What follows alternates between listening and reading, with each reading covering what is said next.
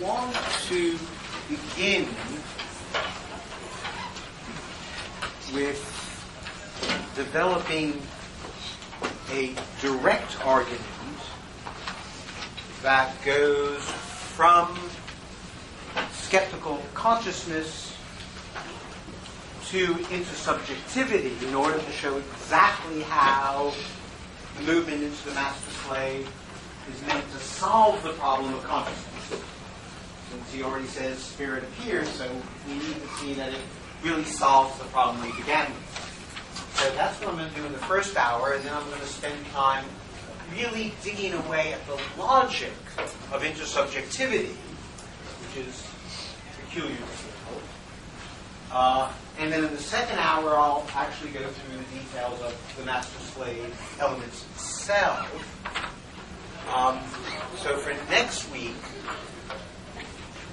my aim will be, and I'm always over-ambitious, so I know I won't finish the master-slave, but so my aim next week is to finish the master-slave, talk about the Derrida, the tie problem, and then hopefully begin skepticism, stoicism, and the unhappy consciousness. So carry on reading, say. We'll see how far we get.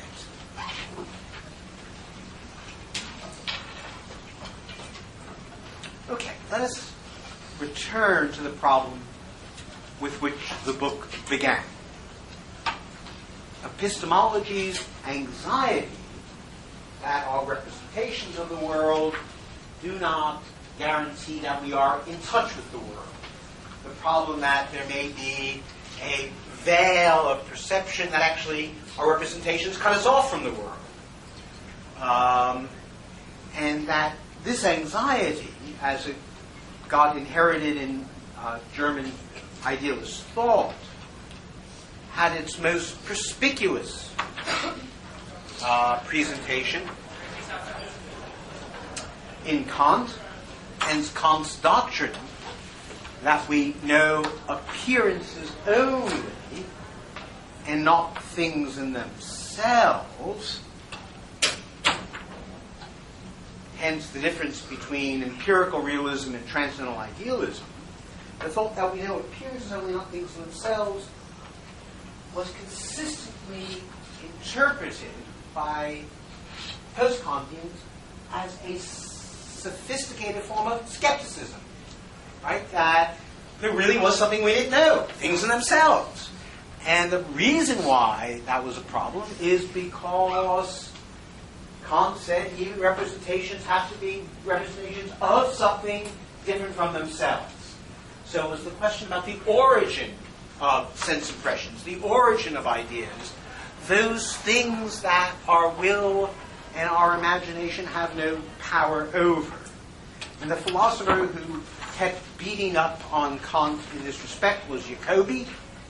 And Jacobi was again struck by the thought that Kantian representations may be representations, he said, of nothing at all. Right? And because they're representations of nothing at all, he suggested that Kantianism might be a philosophy of nothingness. Or, as we nowadays call it, nihilism. So this is actually the introduction of the idea of nihilism.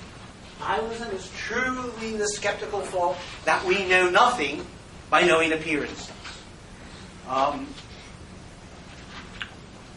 Well, that's the worry about Kant that got this whole story going. And Hegel intends to shift from consciousness to self-consciousness to intersubjectivity, to what I call this new grid of recognition, to be the core of his answer to the problem of skeptical nihilism. And I haven't shown that yet. I think last week I did barely mention all that. Now, the clear thought, let me say what the thought is, the details will come in the next hour, but the simple thought is simply this. Against Cartesianism, of which Kantianism and Fichteanism is a version, the thought is that self-knowledge as a rational being, self-knowledge is only possible through mutual recognition. That you can't know yourself by yourself. That in order to know yourself, it has to be mediated by another.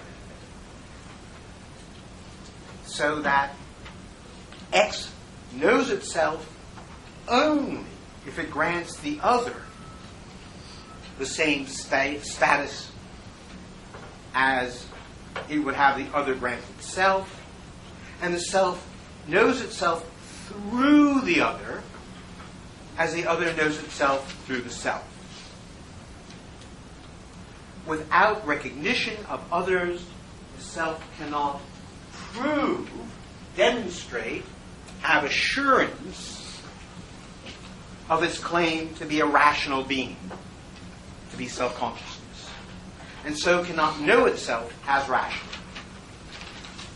Now, if this is right, and I've given you no reason to think it is, but if it's right, and this is just the point I want to make, then there is no longer a privileged realm of subjectivity. That even in my self-knowledge, I am already posited outside of myself.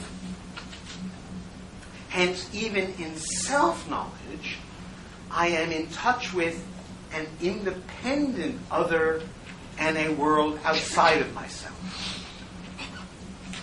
That's why Hegel thinks that if you get into subjectivity to have a certain structure, this will simply eliminate the problem of skeptical nihilism. As I suggested last week, it generates another problem, what I call changing the topic, a new conceptual grid, namely, how can I work out my relationship to the other? That's a different problem. It's not the skeptical problem. So,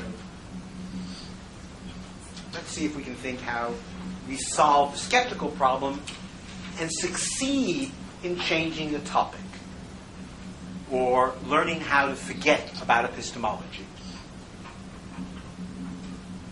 Now, it is evident that simply the move to self-consciousness by itself does not solve the problem. Right? On the contrary, that is the problem. Right? It does not solve the problem of consciousness, but only, on the contrary, gives its most demanding Kantian and Fichtean form. And from the reference to I equals I, we know from reading a different Schrift and reading Fichte that it's really Fichte that Hegel is thinking about here. And Fichte was aware that despite the primacy of self-consciousness, theoretical self-consciousness remains finally a form of consciousness. Say that again. Theoretical self-consciousness, that is, this kind of self-consciousness in which I'm aware of the world, theory, as a practice, is itself a form of consciousness. That is, it goes back to the previous moment. And the reason for that is for the reason I just gave, because whenever I am conscious of something distinct from myself, then my consciousness is conditioned by an object that is independent of me. Where do my sense impressions come from? I don't create the sense impressions, I don't create the ideas that impose upon me. So my will, my imagination is bound down by what is not me. So the objective world provides the materials for cognitive and perceptual experience.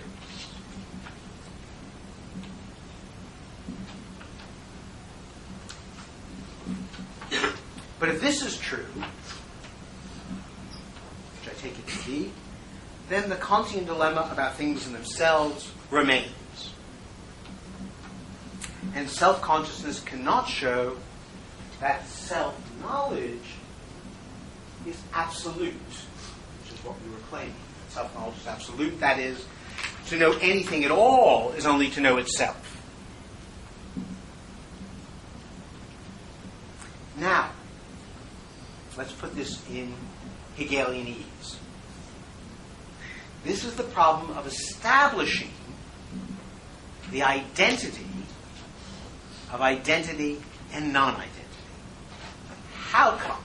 Let's see if we can translate that gibberish into terms that actually make sense.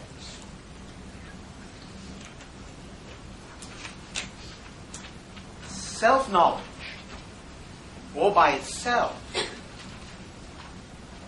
is a subject-object identity. Self-knowledge for Fichtean, for Descartes, Kant, is subject-object identity. Because, why? Because the subject of knowledge, the knower, and the object of knowledge, what is known, is the same, namely the self. Maybe in different relations, but I equals I. There is subject-object identity.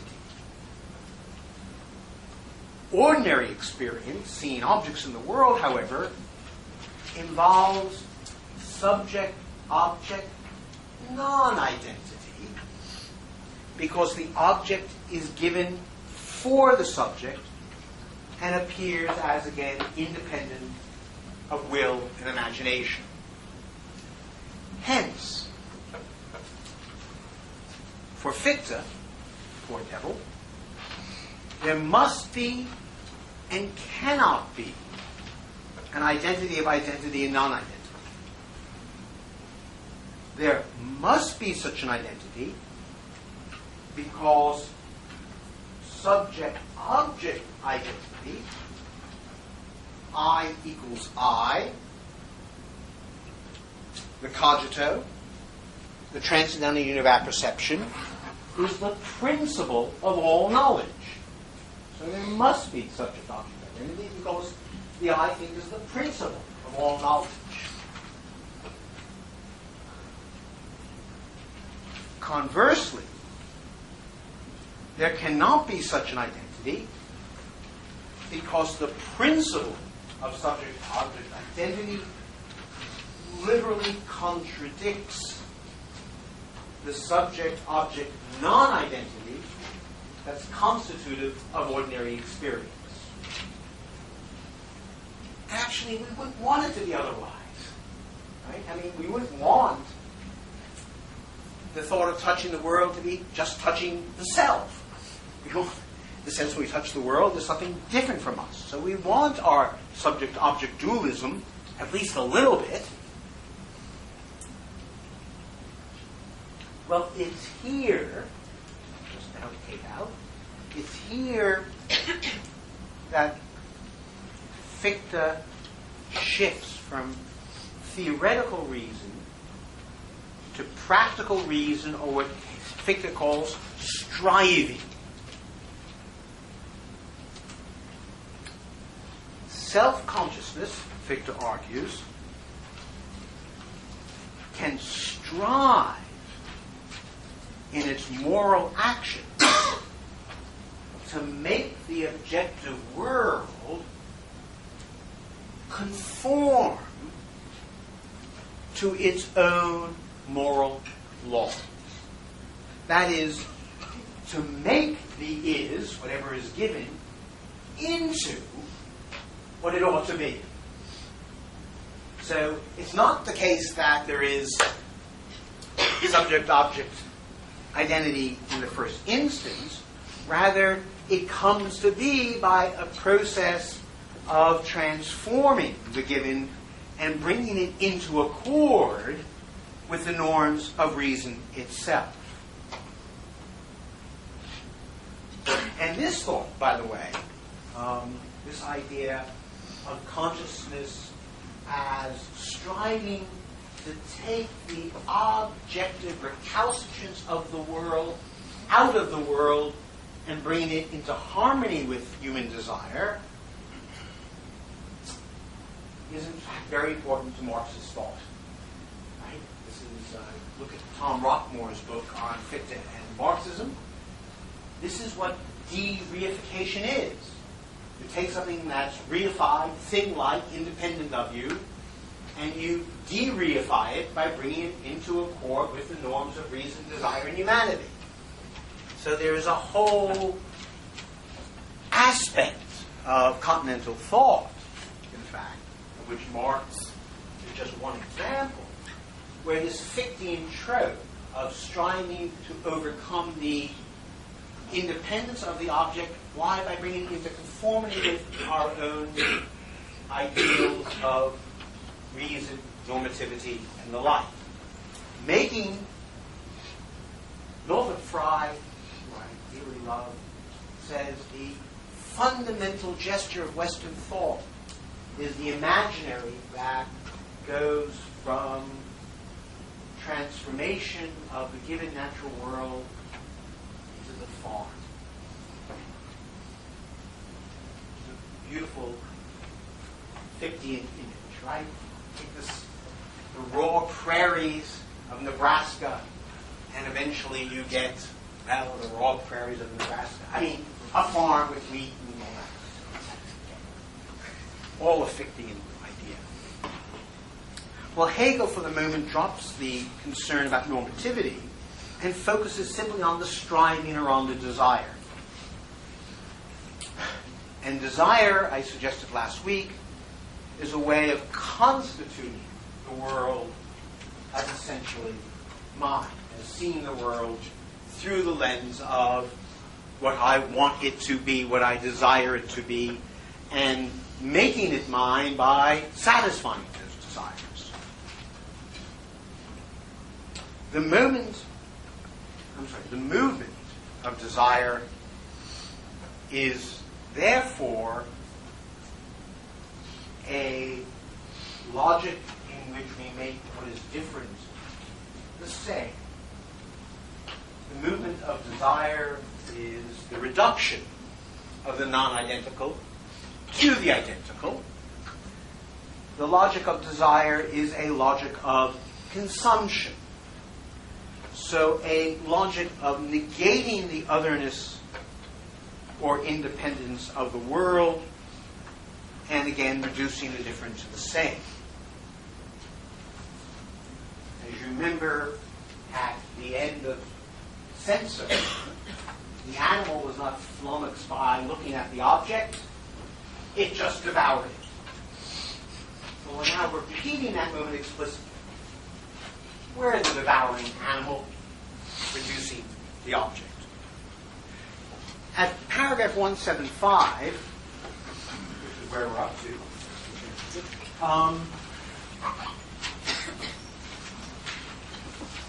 Hegel says that this logic fails 3 times over. This logic does not provide what it hopes to provide.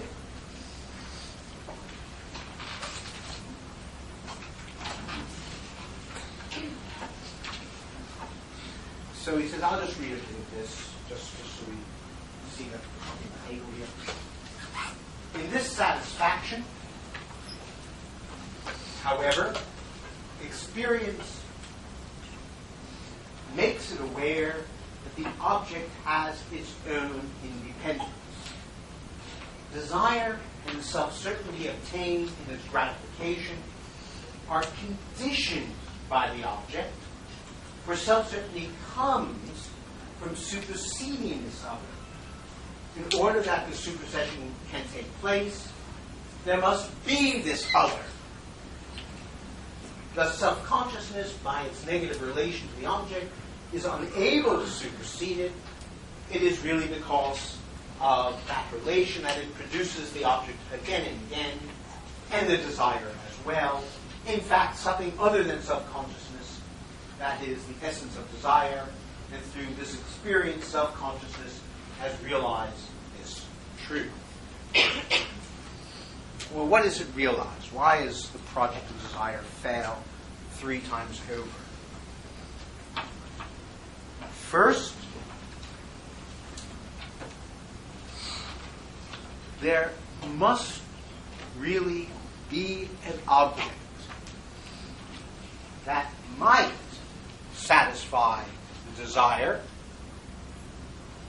and the object that satisfies that desire is independent of that desire. What I mean by that is the simple following thought: that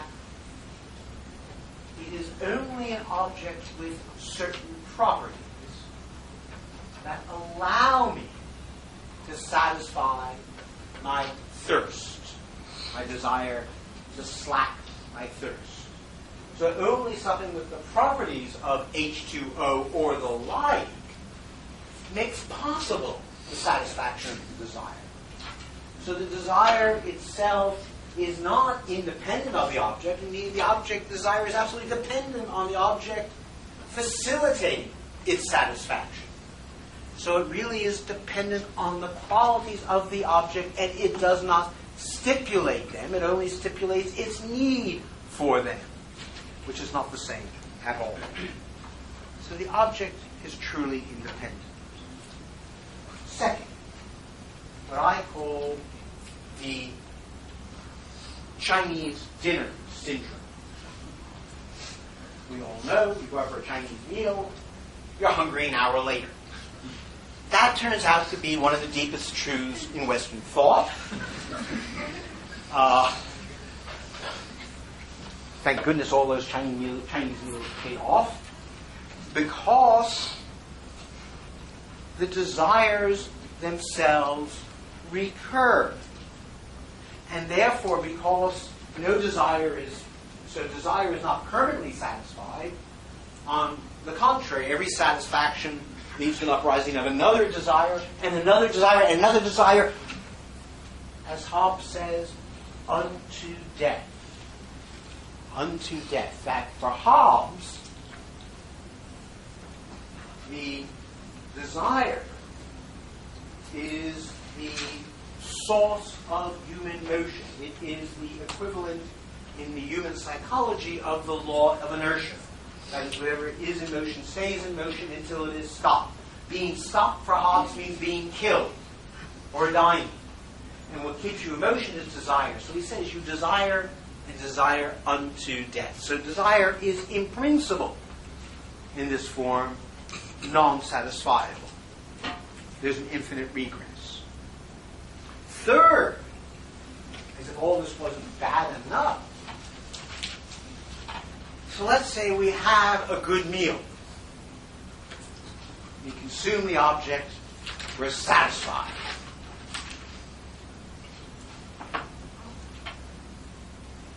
Now we just return to identity with ourselves.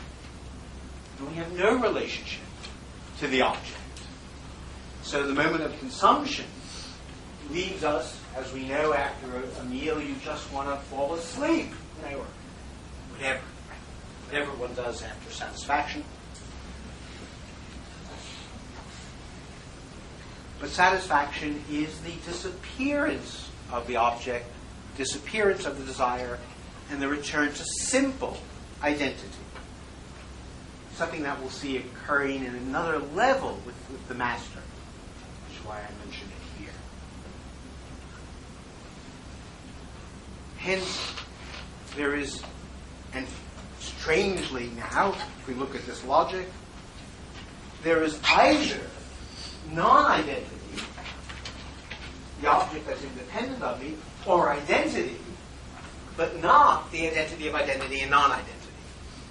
So we've got, as it were, a perfect failure of desire to satisfy the original problem. It's at this juncture that Hegel changes the topic, introducing another self-consciousness.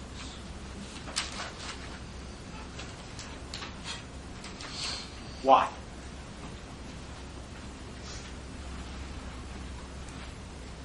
Well, let's look at the problem simply formally. That is, from the perspective of failed desire.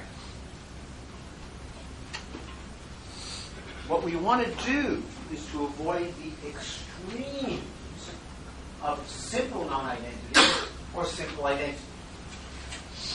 That's what desire left us with. And in order to do that, we require first an object that is truly non-identical with the ego. That is, we require an object, shall we say, that the ego cannot consume, but is truly different from it. So we require real non-identity or real difference that is, in some sense, non-consumable.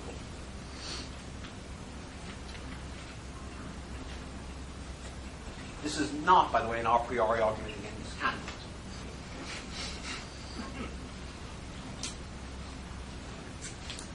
Secondly, we need from that very same object the satisfaction of the principle of identity. That the ego sees its identity in its object, so that the object is not completely alien to it.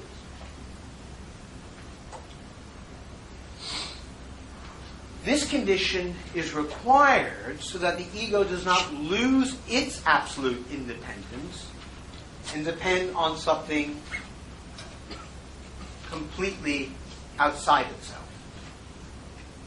And these two conditions must be joined so that consciousness seeks the identity of identity and non-identity.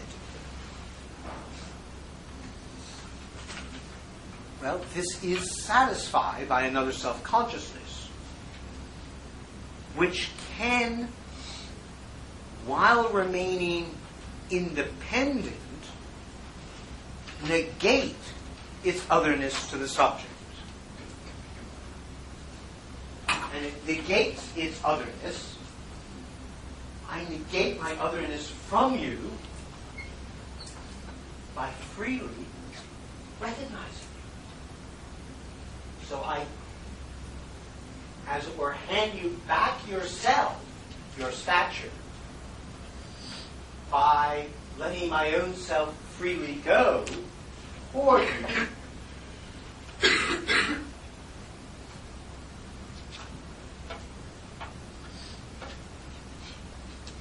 So at least in formal terms, I'm just talking formally now, I'm going to get to the logic in a second.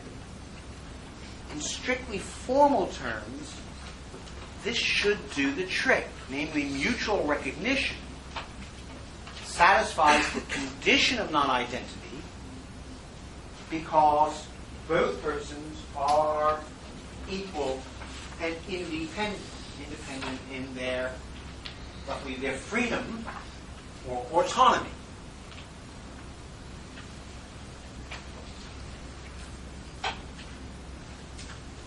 It also fulfills the condition of identity because the self is self-conscious, conscious of itself, only through its other. It sees itself in the other as the other sees itself in the self.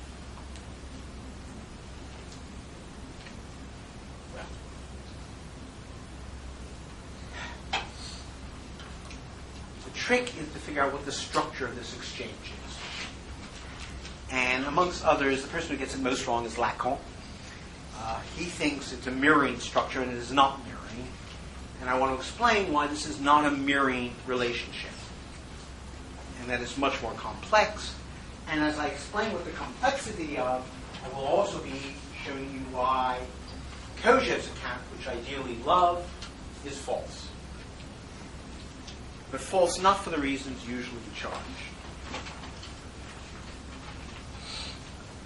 And the best account of this I know of two texts who seem to me to get something right about the logic of cognitive relations, Robert Williams and Paul Reddy. Those are the texts where I think they really nail the structure.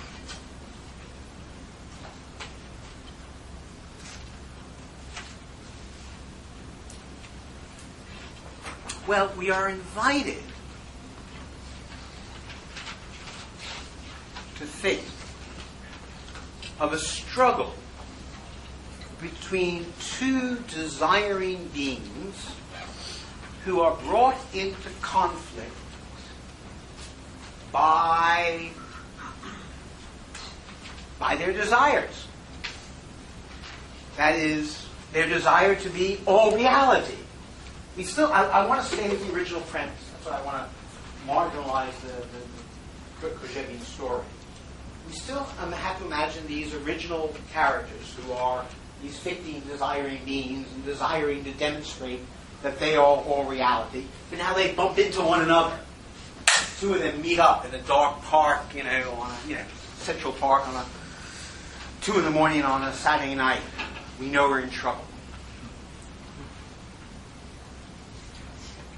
So both of them desire to show themselves to be all reality. And if I am to be all reality, I can only be all reality, show I'm independent of any other by consuming the other, which is to say, by removing the competition, by killing the other. So what emerges is a battle. And what emerges in the battle itself is a recognitive structure.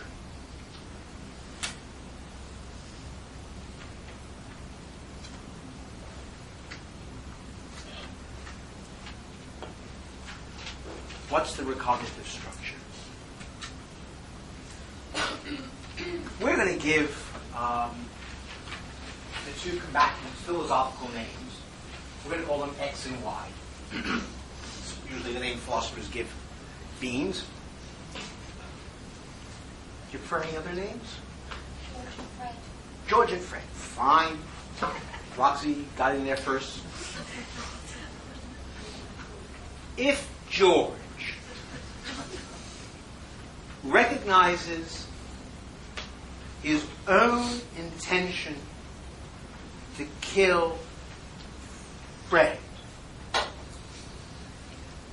as expressed in Fred's actions toward him. Let me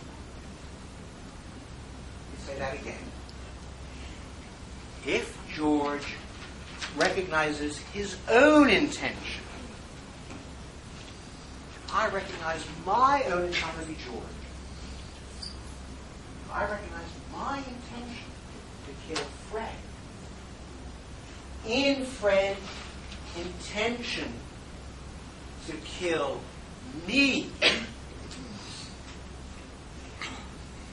it cannot be the case that it is merely Fred's particular intention that I am recognizing. It cannot be just his particular intention that I am recognizing.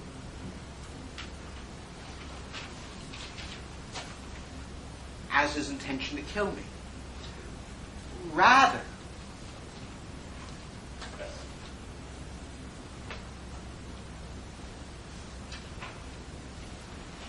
the intention to kill this particular being, the intention to kill me,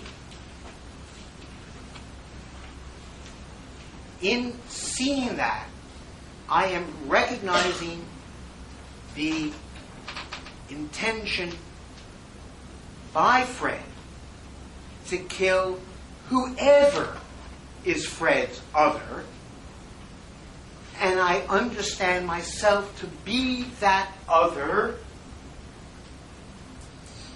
just as I recognize that Fred is my other. Oh, I get these blank looks. Okay, let me press on, and we'll go over it, and then we'll see if we got it. You've got to get this, or the whole thing falls apart completely. All right, let me sum it up this way. What each of us have is what I want to say is the same intention. we both have the same intention, namely to kill the other. So we share an intentional content, and we recognize that we share an intentional content. So we both have the same intention, namely to kill the other. But simultaneously, our intentions, which are exactly the same, are completely opposed to one another. They are opposites. They're opposites because I want to kill him, and he wants to kill me. So I am struggling to maintain my life while Fred is struggling to bring about my death. So what we have is a common intentional content. Call it a universal. Common intentional content.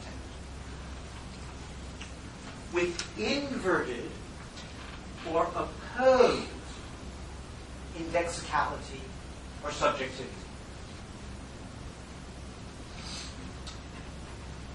That is, this is a contradictory structure of identity within opposition, and it occurs because each of us must simultaneously sustain two opposed points of view. We must sustain two opposed points of view. First, I have my point of view. And my point of view is, I want to kill him and save my life. But I can only battle with him by understanding that he has his own point of view, which is the opposite of mine. Namely, his subjectivity is one in which he wants to save his life by killing me. So I need, at the same time, to both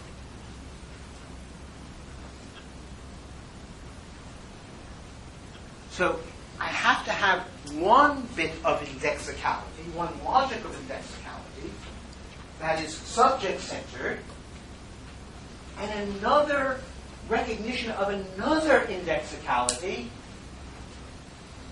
that comes from the object. Otherwise, without the opposed indexicalities, we simply have the same intentional content. Right? The desire to kill the other. But it's not that. We're enemies. We're trying to kill one another. So we actually have something very complicated, namely a simultaneous recognition of two points of view.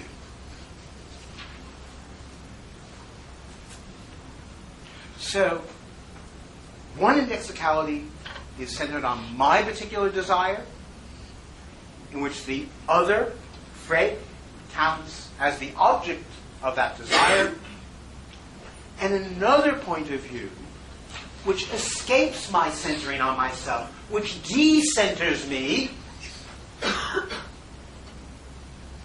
which is reflected through the other's point of view, in which on the object of his desire, namely to be rid of me.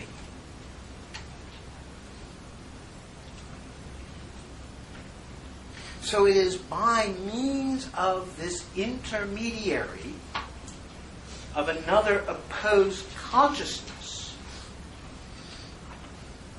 that I can achieve a double bearing on an object, have a double take on it, grasping it both from my own particular point of view while simultaneously conceiving of that object as existing independently of me. How? By being independent of my point of view.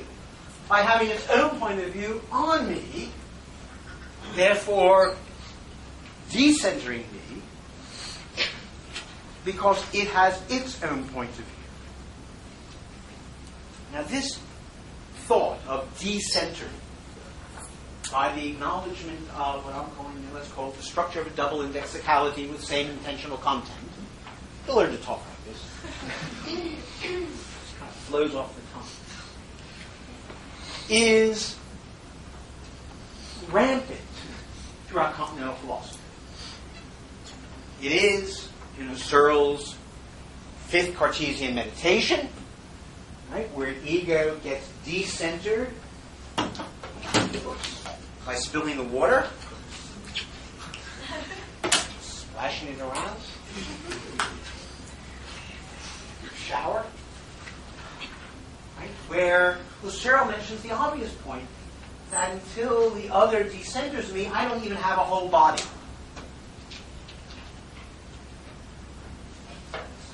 Ego and alter, Searle's fifth Cartesian meditation.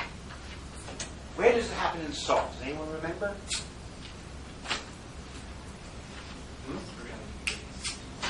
Where does that happen first?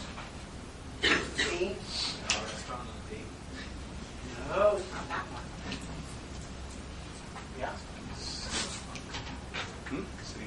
The park is one of them. There's even a more famous one. That's the keyhole. It's the keyhole.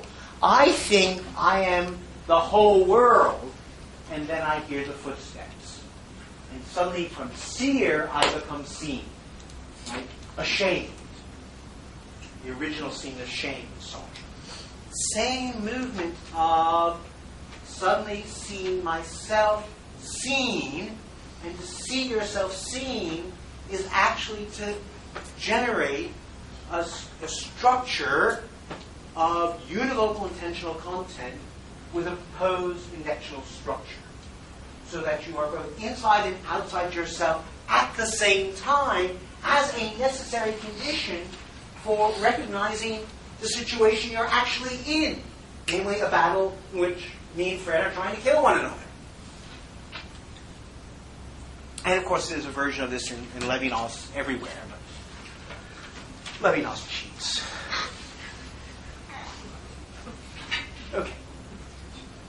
So decentering occurs because there are opposed perspectives. But not just opposed perspectives. If we wanted that, we could read Nietzsche. We need more than opposed perspective. We need opposed perspectives bearing on our own action. So that the very thing I'm doing is seen double.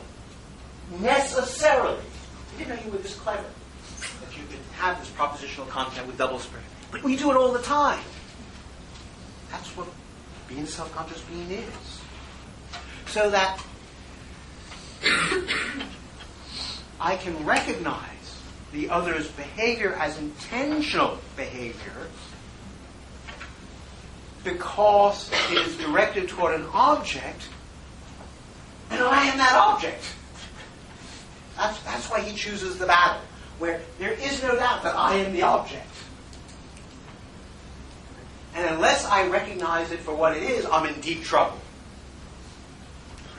Unless I recognize his desire to kill me, I am not going to do well in this situation.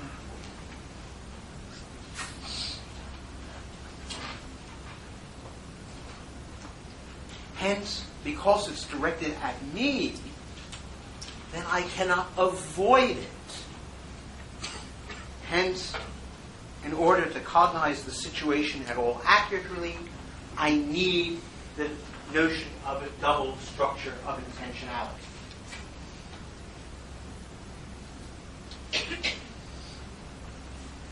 Hence, each recognizes himself, me and Fred, each of us recognizes ourselves in the recognition, acknowledgement that is given to us by the other. That is in the other's act.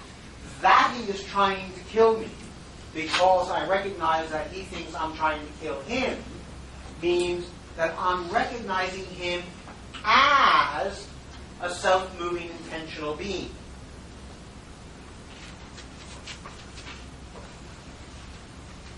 Of course, all this occurs in the context of the battle, in which we philosophers can see this double structure of intentionality at work, but the participants cannot, or not fully, because in the context of the battle, they are remaining in a sphere of life. So I'll come back to that, why it's only in the resolution of the battle, in the master-slave relationship itself, does this double structure become perspicuous. But I am suggesting it's there in the battle itself, and it's what structures the battle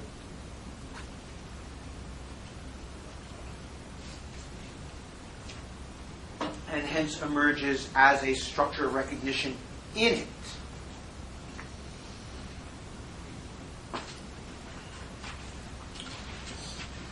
Okay, now I'm going to return to the battle in a moment. I now want to say something more about this logical structure. Because this is what Hegel thinks is getting so excited about in paragraph 177. So I've skipped ahead to the battle in order to be able to talk with some coherence about paragraph 177, where he says there is spirit and all that. So I want to show that the logic I've just given you is the logic he thinks he is announcing in paragraph 177, where he says the I is a we and the we is an I. And what that amounts to.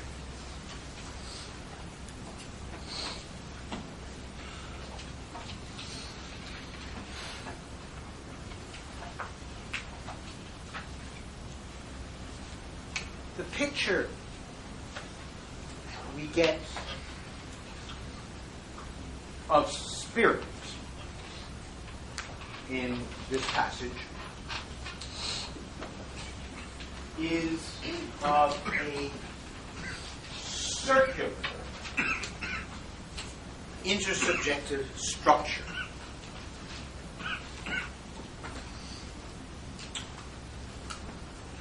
within which two self-consciousnesses recognize both their identity, their like-mindedness, their we-ness, their connectedness, or, to be boring, their sharing of a same propositional content, potential content that's the same for both,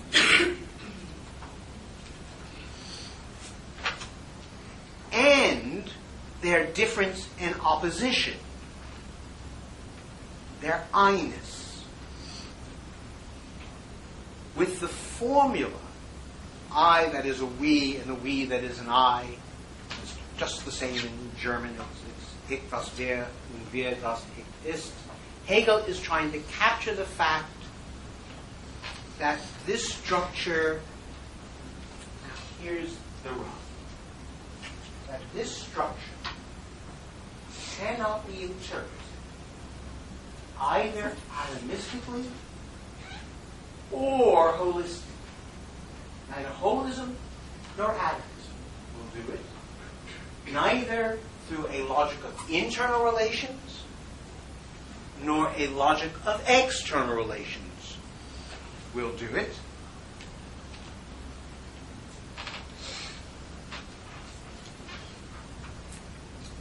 How come? Well, let's do it through the problem of internal and external relations.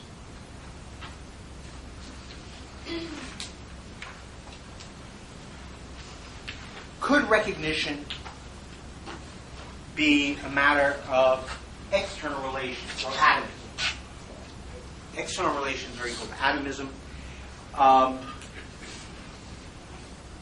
Let me say a word about this. External relations are relations in which all our objects, all our relations are what are called one-place predicates.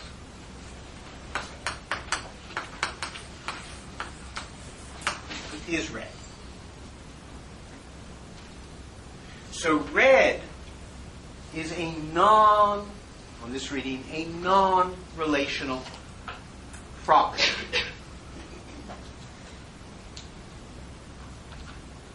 And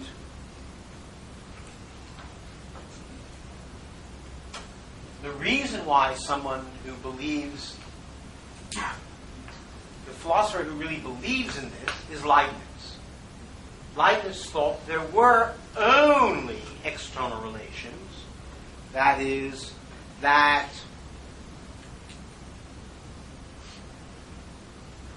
you needed to reduce all external relations, internal relational predicates, to external relations. Why? Because this is a belief that the basic building blocks of the world are atomistic substances. So this is your theory of substance or atomism.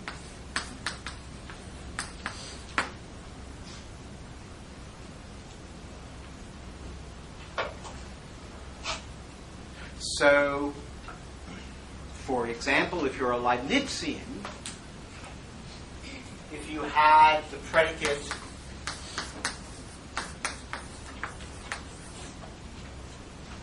taller than, how would you reduce it? I am taller than Danny DeVito. Jay is taller than Danny DeVito. I have to find someone who's taller than.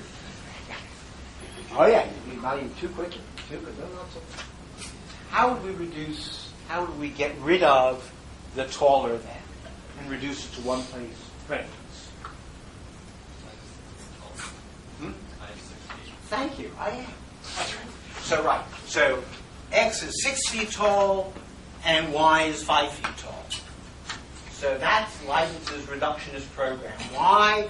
Because we want all properties to be properties of self-sufficient substances or monads. Conversely, you may believe that all relations are internal relations, of which, for example, according to Kant, it's true of space and time. Right? That every time is simply a part of time as a whole. Every bit of space is a part of a space of whole. So right and left are irreducible. Right is just the right of left and cannot be further reduced. And these are two different metaphysical models. Roughly, the belief in internal relations usually goes with idealism and holism, while the belief in external relations usually goes with empiricism and atomism. It's the standard way. Well, you may say that the structure of internal and external relations exhausts the possibility, the metaphysical possibility. Right? That's what you're told when you read Russell. Russell beats you over the head, you know, and he changes his mind. Right? You start out with all internal relations, then became all external relations. Recognition cannot be an external relation. If it were, then my relation to the other would not be constituted of my subjectivity. That is, I wouldn't need the other. It would just be an occasion for me to get a bit of self-knowledge by seeing how the other sees me. And I'm claiming now, or Hegel wants to claim, that I can only have self-assurance of myself as a self-conscious rational being by being recognized by the other. Therefore, the other's view of me must be internal to my self-consciousness. So internal to my self-consciousness is the moment of connectedness, what I called last week connectedness. That we must be, the other mediates my relationship to myself constitutively. This is obviously going to be the case with the slave, right? The slave can only be the slave of the master. There's no outside it can have, right? It has to work through that. Conversely, recognition cannot be a matter of merely internal relations either. For then, neither of us have a moment of independence from one another.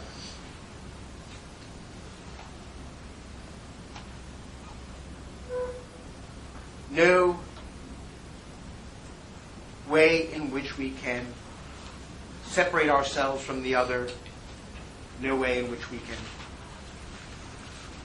be free of the other. Use the word that Hegel uses.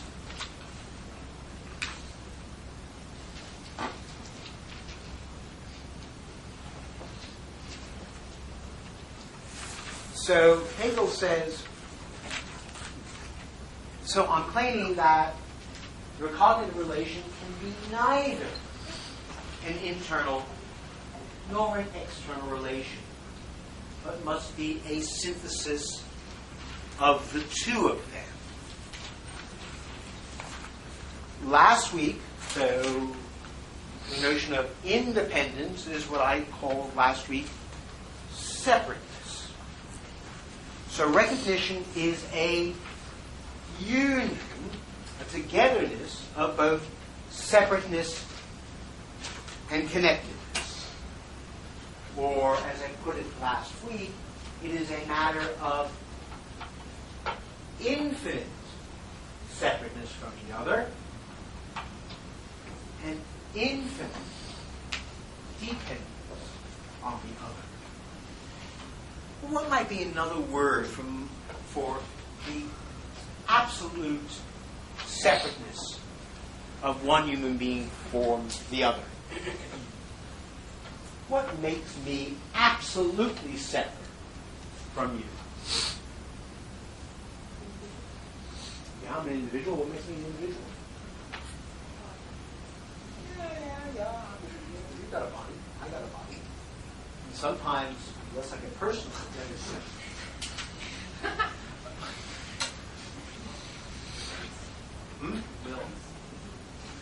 Will. So I can't be coerced? Will is simply part of it. You can always say no. That's the notion of negativity.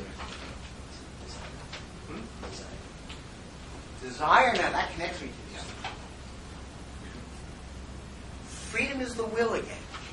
What's my absolute separateness? What does Heidegger say absolute separateness is? Death. And what's our vision? And I'm going to come to this why. So it's not an accident when Hegel talks about negativity, he talks about death.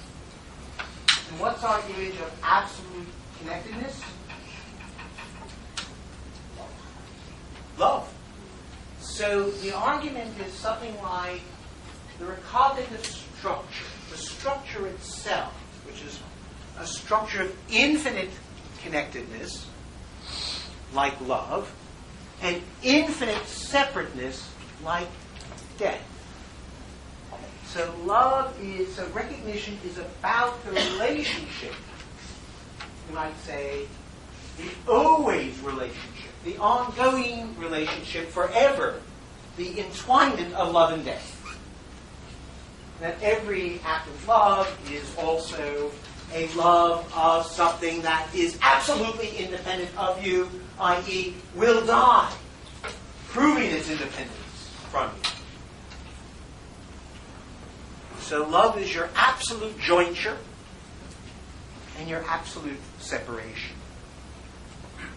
So Hegel says, just to pick up this internal-external relation, this is paragraph 158 of nothing in the book. Don't look. It's in the philosophy of right.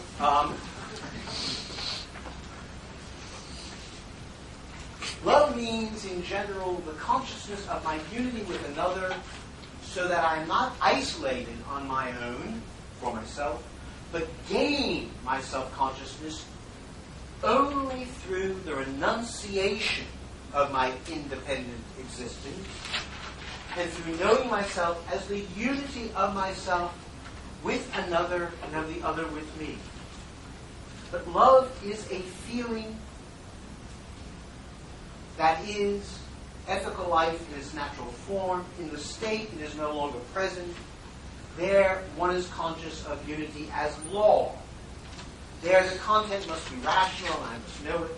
The first moment in love is that I do not wish to be an independent person in my own right, and that, if I were, I would feel deficient and incomplete. The second moment is that I find myself in another person, that I gain recognition in this person, who in turn gains recognition in me.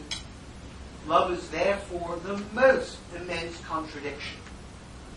The understanding cannot resolve it. The reason the understanding can't resolve it is because the understanding demands either internal relations or external. It wants me to be either in myself, separate, or immersed in this unity which I cannot separate myself from. And I'm suggesting there is no whole, right? You can't do it either holistically or atomistically. Love is both the production and the resolution of this contradiction. As a resolution, it is ethical unity. So the claim here is that the case that the we results from the combination. I'm sorry. The argument here is the we does not result from the combination of totally separate existences, because then there would be apart, they would be complete in themselves prior to the relationship. Nor is the we conceivable in which the eyes are merely derivative parts of an all-encompassing whole, which is the bad old reading of Hegel. Right? The bad old reading of Hegel, the spirit is this all-encompassing whole of which we are mere parts of the whole. And the reason I am being so boring and knocking this down is because this is the point in which I want to show this is false, and it's always going to be false. And it's right here that it makes that clear.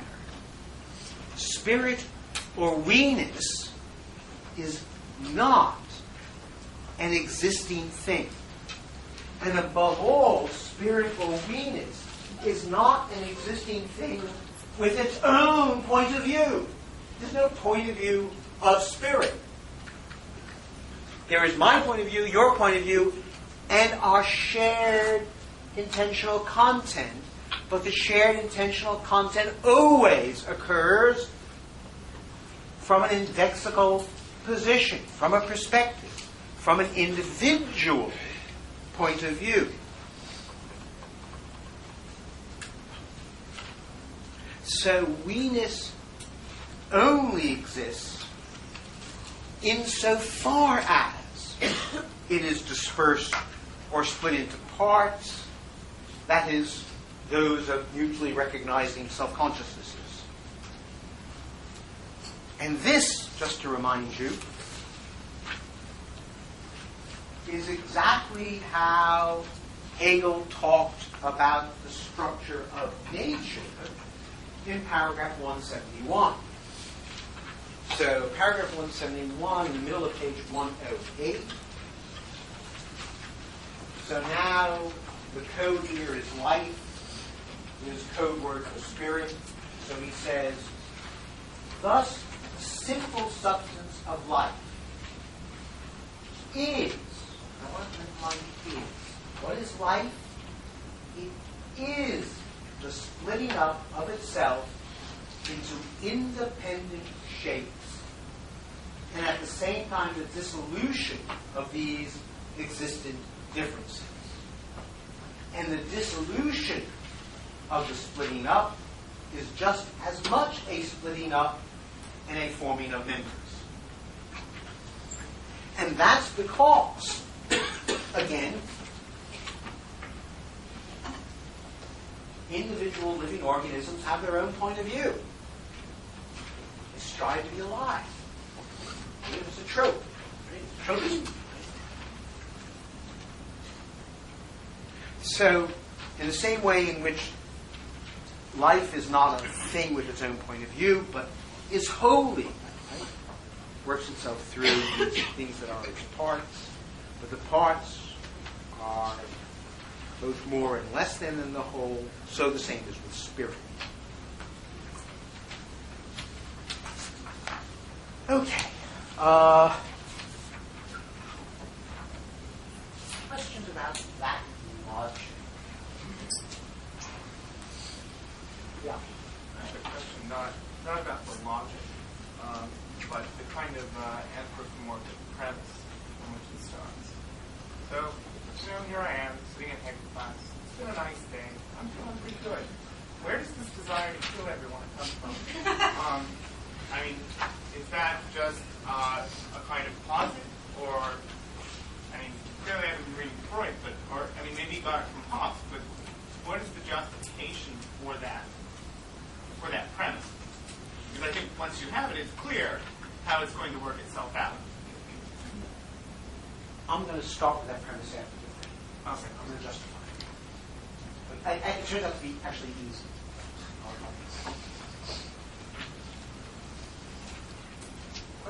Questions about, are you all clear about this idea of unified structure with opposing perspectives? That's going to kind of ripple on in lots of different levels throughout the text. And it's what is distinctive. This is what is meant by intersubjectivity. This is the idea that we are constitutively outside of ourselves. Yeah. Why is it that we have to recognise the intention of the other towards us as the same as our intention? Why do we not become under attack from that one? If it's in coming under attack from them that we understand, what's the stage at which we have to see their intention towards us as being conscious? My claim is it's simply that situation in which, unless you did so, you would miss what was going on. So I was simply saying that's the necessary condition in order to show you the situation in which, and that's all Hegel is trying to get. I have to answer Adam's question to see the necessity of the situation. But once we acknowledge the situation, its beauty is that I can only actually be in that situation. Right? Because unless I am, I'm dead. Right? I don't see it. I think you're here to make friends, despite the knife, the whole thing. Right. If I don't see the intention to kill, I ain't going to see you or what you are doing. So I am suggesting that there is something about that situation which in here we can understand why Lacan was thought about mirroring, right? Because we both share the same desire, right? So it looks as if we are mirror images of one another. But I'm saying the notion of mirror images doesn't get right the indexicality. That is the doubleness of the structure that we have to hold in mind in order to have the situation pan out. Yeah. How does one distinguish between recognizing the desire and another person's desire to kill me and say, I'm a little steamroller that's coming right at me? Does it not have direct threat. You don't have to, in other words, you just have to learn through induction that that's dangerous. That's how you recognize it. And Hegel is not here.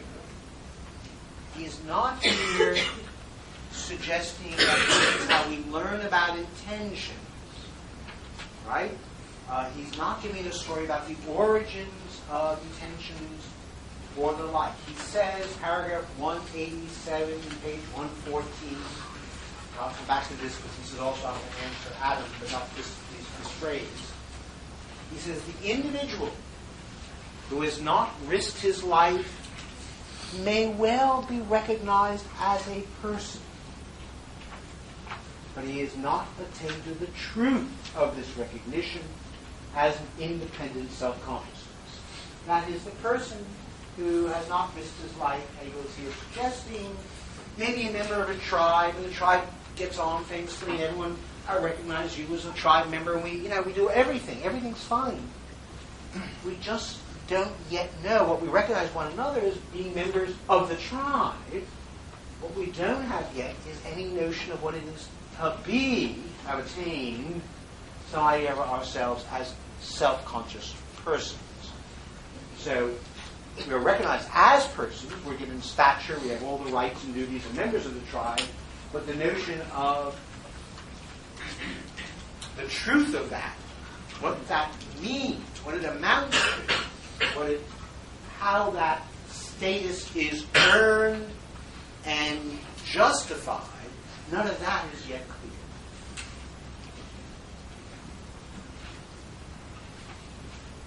Yeah. So could you say then that with that example you just gave, that at this point this particular consciousness is recognizing the connectedness to the tribe, but by not risking his life, not seeing himself as someone who can die apart from that tribe, its separateness, it has only one of the parts. They're only recognizing one of Well, it's not actually recognizing either, because it's not recognizing the structure. It's recognizing a different kind of structure. Let's call it structure of belonging, indeed. Of belonging to a tribe or a family in which everyone has a role and a place. So a slightly organicist view, but it doesn't know that this is actually a structure of self-consciousness, or how that recognition, the person has recognition, it's recognized as a person. It hasn't taken the truth of that. That is, it doesn't know what that means yet in full. Yeah. I guess I'm just not completely clear on why it's not mirroring. If my desire for life, if the recognition of my desire for life comes from the fact that the core of is your desire to kill me, and vice versa, aren't those poles just reversed, and don't I see myself reflected almost perfectly, but just reversed when I look at you? No, you're not seeing yourself but reversed. You're seeing me opposed to you. So in the mirror, I do see myself reversed. I don't see myself opposed to me.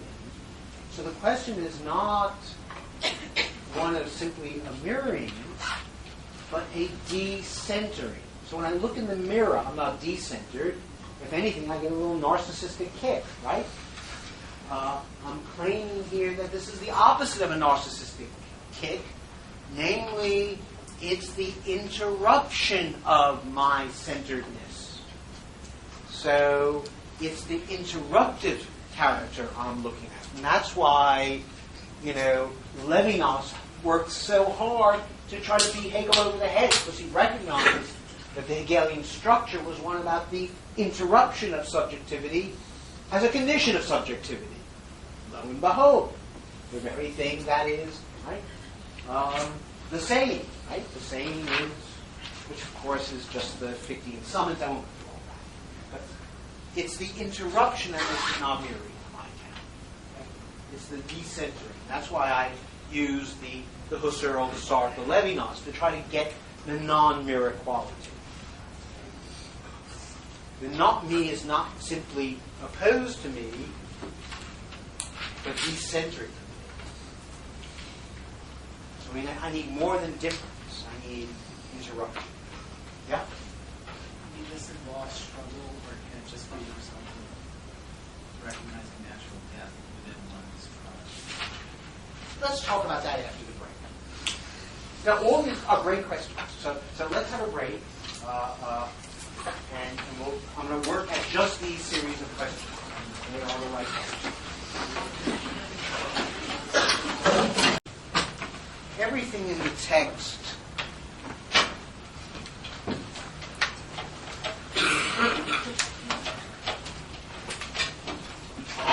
up to paragraph 185, through paragraph 185, is the philosopher talking. There's no phenomenology.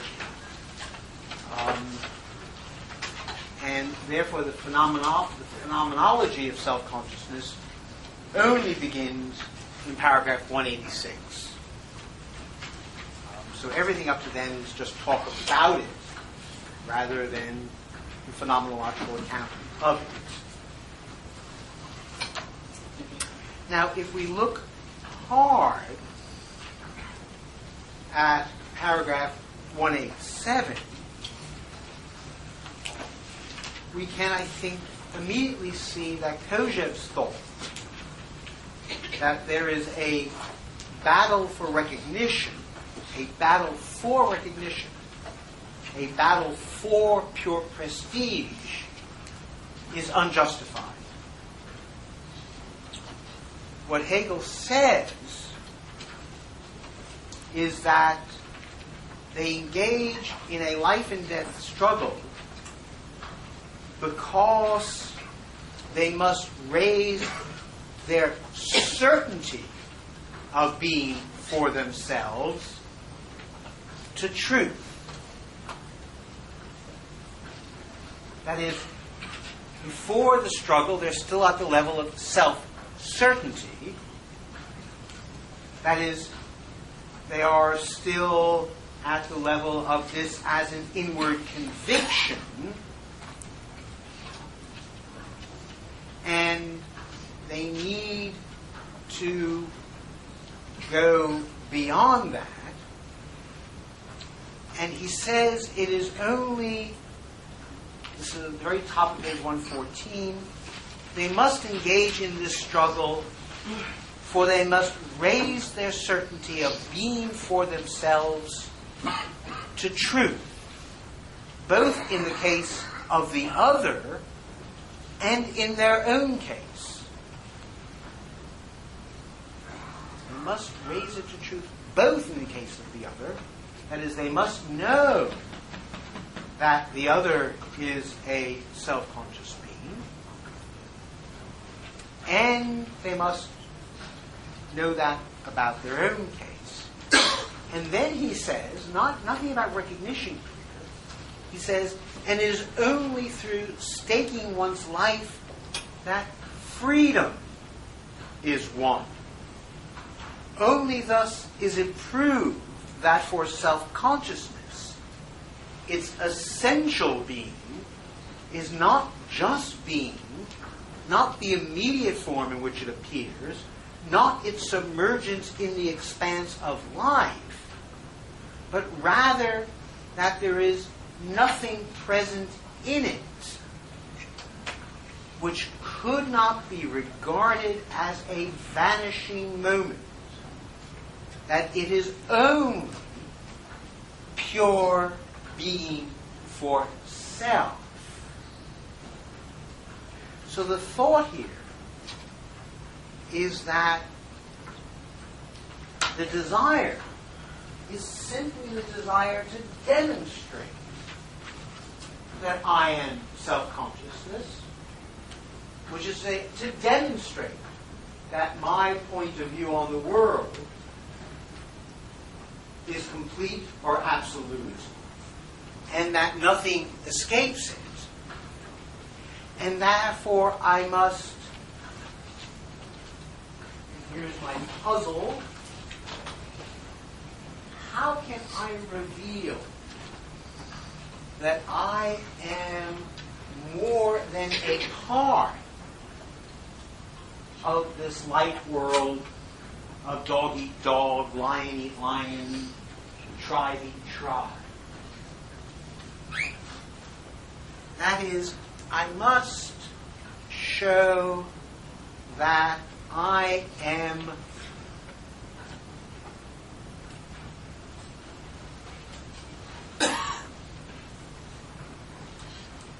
more than the desire for life. That the drive for self-preservation does not drive me, I drive it. I want to be I, so I drive it. And therefore I have to show that my I is in excess of any desire that I may have, and that therefore my life is nothing for me. That is, I must somehow reveal that life is not the standard or norm or criterion, staying alive, that judges me. I have to judge life. And I can only judge life by revealing that I am more than life and get anyone else who's around to recognize that I am more than life. Now, Kojève, when he sees this moment,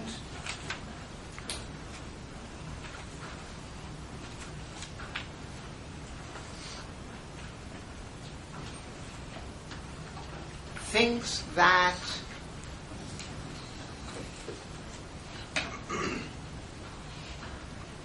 the only thing that goes beyond a given desire is another desire, and that therefore, in order, and this is how he gets his argument going, and that the combatants must therefore be desiring the other's desire. That is, I desire that you desire my desire.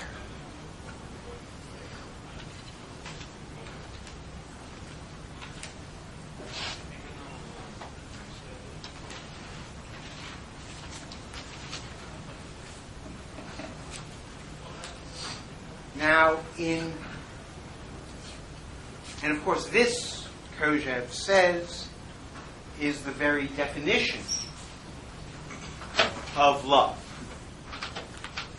So, on just right at the very beginning, on page 6,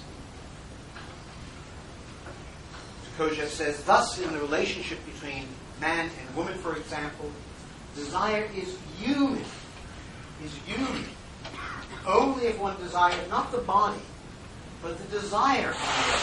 If he wants to possess or to assimilate the desire taken as desire, that is to say, if he wants to be desired and loved, or rather recognized in his human value, in his reality as a human individual.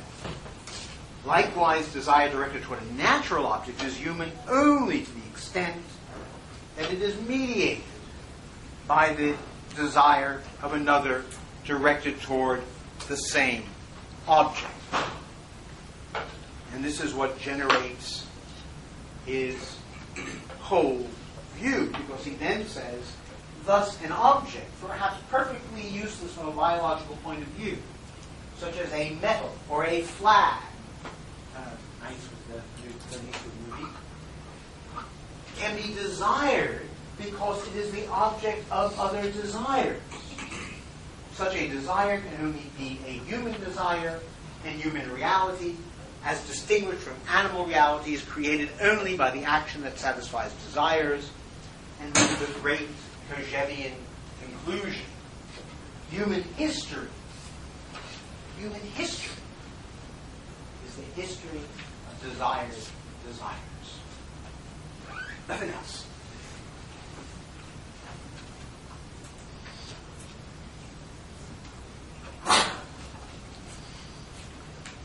Well,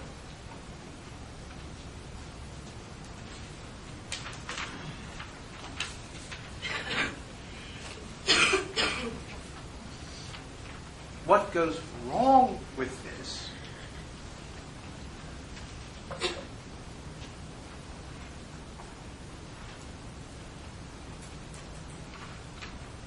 is that Kojelev's argument, although it makes sense, and its premise is its premise. That is, the battle is for recognition.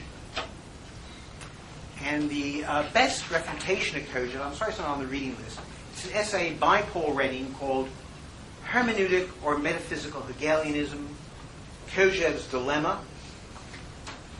And it appeared in the Owl of Minerva, number 22 in 1991, pages 175 to 89.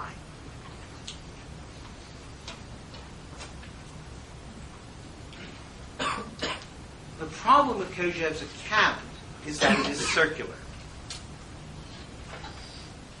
The struggle, according to Kojelov, is motivated by a distinctly human motive. That is, the desire of the essentially non-vital end of pure prestige, while simultaneously the struggle is seen as providing the necessary condition for the emergence or birth of the only sort of being that can have that motive. So Kojelov wants the battle for recognition to be two things that are incompatible. On the one hand, he wants the battle for recognition to be the emergence of the human, the explanation of how truly human stuff emerges. And on the other hand, he wants it to be an account of something that is already completely human, namely the desire for recognition. So the desire for recognition is playing two roles. It's both explaining the human and it is constitutive of the human. So it's just a straightforward, it didn't ask to do too much. Now the account that I am suggesting, so on page 192 in Kojelov, he says, according to Hegel, man is nothing but desire for recognition. And then he quotes Hegel in German, Mensch ist Anerkennen. There's no desire in there. Man is recognition, is Hegel's thesis, not man is desire for recognition, although such a desire does emerge.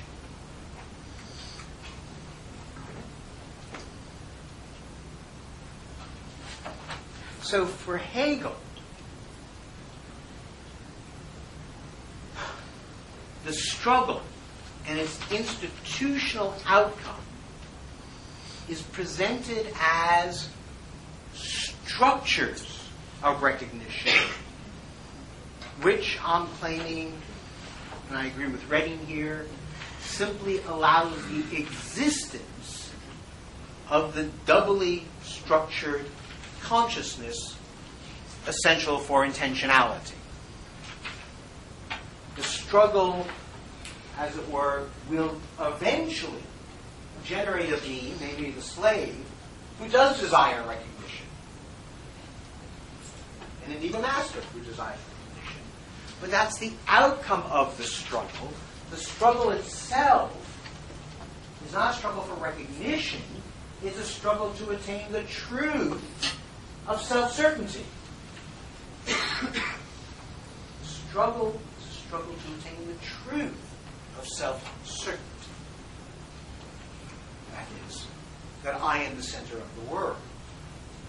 And it turns out, that is, what these beings discover is that they can only achieve that by being recognized. But that's a lesson learned, not the premise of the story.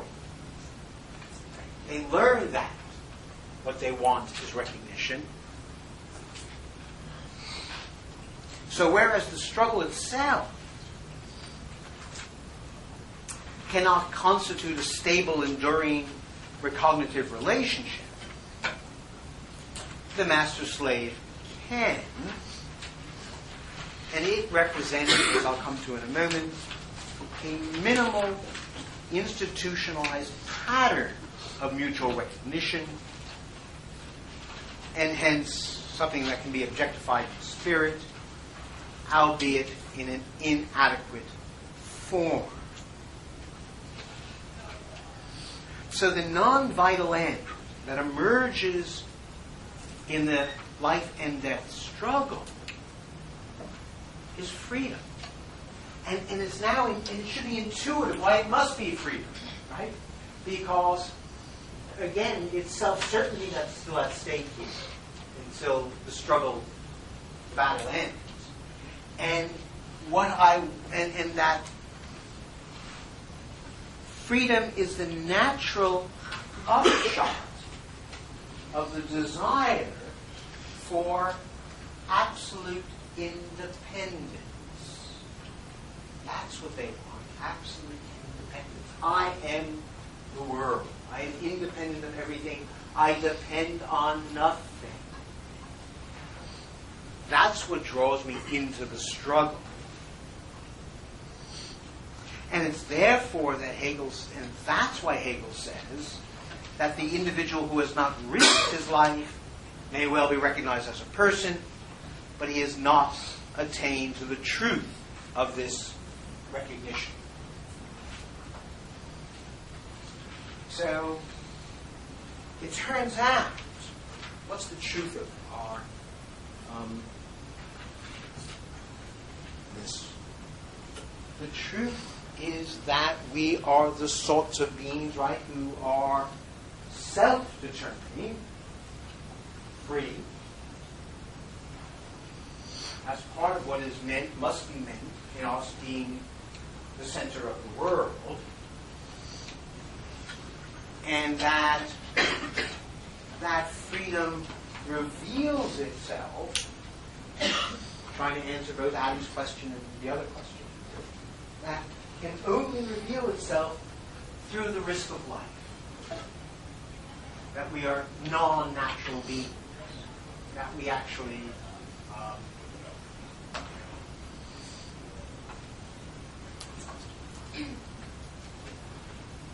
so this is the ultimate, although possible. So the very notion of being a self-conscious being is being who has a relationship through the world, to the world, through their self-relationship.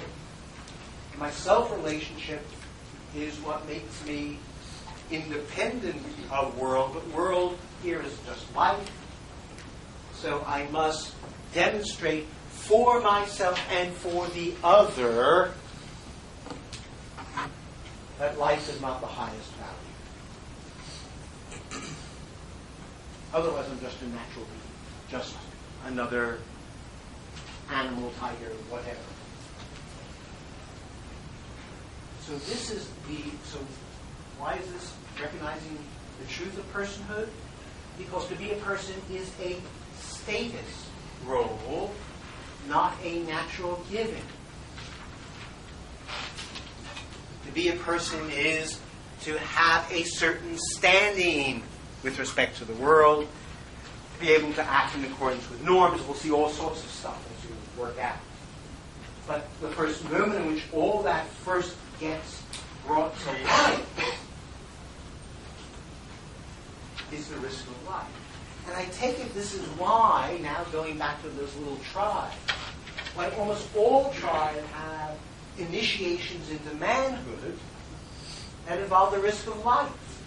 Whether it's a walkabout or something else, you actually have to demonstrate that you can be a member of the tribe, that is being capable of living in accordance with norms and values, and are not driven merely by desire.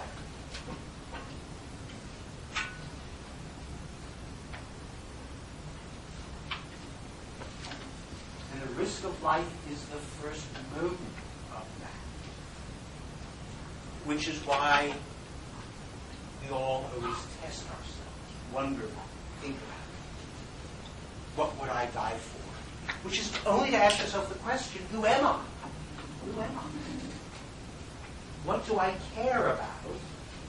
Do I care about anything? And we think, if we're not willing to risk our life, then we're not sure we know what it is to care about anything whatsoever. To have your life as your only need is somehow to be beyond care, to be driven. So there has to be a moment. And Hegel's going to come back to that moment, where we have a self-consciousness of ourselves, of the kind of beings for whom life is not the highest good. Now, I can't say everything I need. The question of freedom is not really accessible from this place, but I want to say a couple of words about why Hegel says recognition is about freedom. And here, let me recommend to you an essay by Robert Pippin called "What is the Question for which Hegel's Theory of Recognition is the Answer?" And the question is, what is freedom? And Pippin says two things that are relevant to us here. First, he says that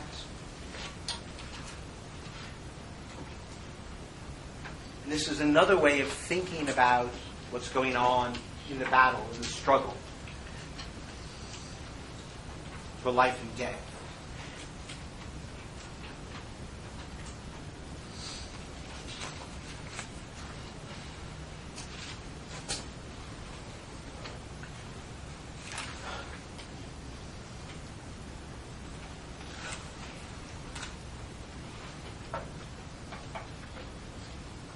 What is freedom? And the question is, what conditions must be satisfied such that all my various deeds and projects, all my various doings can be experienced by me as being mine, as my deeds, my projects. And here the issue is they must be experienced in some way as happening at all because of me. That they're mine because of me and not because I've been given them, or right? So they require me. Now, this is the case, but if we push this thought too far,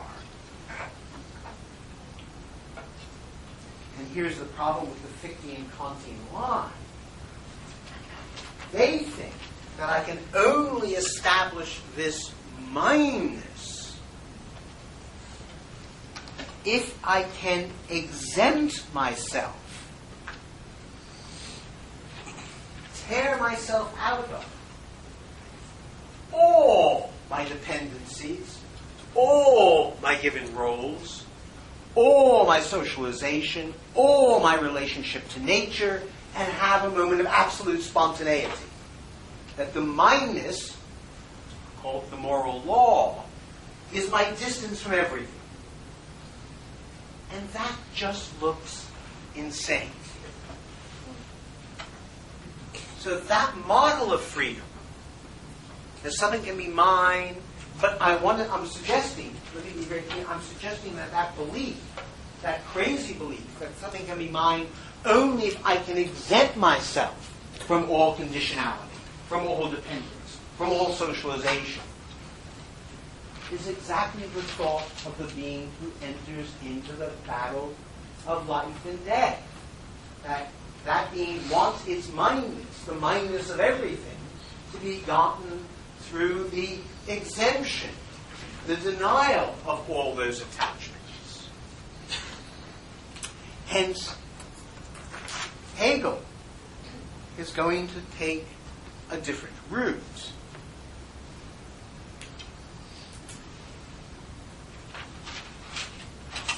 And he's going to take a different route that is surprising, because the route he's going to be taking here is about this intersubjective world. And the intersubjective world can look like a compromise of my will with the will of others. And so, like a partial subjection of my freedom to the freedom of another. And so, freedom as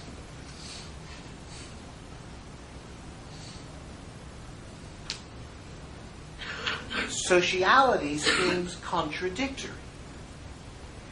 And Hegel's thought, in opposition to this, is that there could not be anything like an individually free will apart from social challenge and response. That my freedom is a claim, and that it is only in making a claim, that is, establishing a social relation in which my deeds could be conceived of as truly free. And hence a form of dependence in which independence is achieved. So the thought that, so this notion of freedom that we're having here, we're beginning with, is problematic because it's part of a fantasy about freedom. That freedom is absolute independence, and that turns out to be the standard definition of freedom. It's the libertarian account of freedom. That freedom is nothing but the freedom from. And Hegel is going to reroute it. Hegel is going to turn freedom into a claim that gets acknowledged or measured against others. Okay. So we have the battle.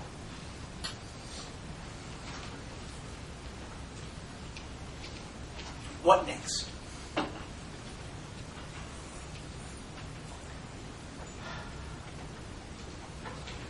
Well, the very situation of the battle is clearly unsatisfactory. That is, it ain't going to give either combatant what they want.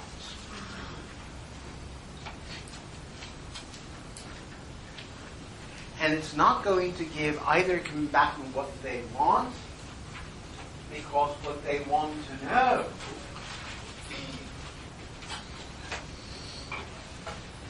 is that they're all of reality. And if they kill the other, then the condition of changing their certainty into truth, that is, having it externally vindicated, externally validated, acknowledged, granted, seen to, disappears.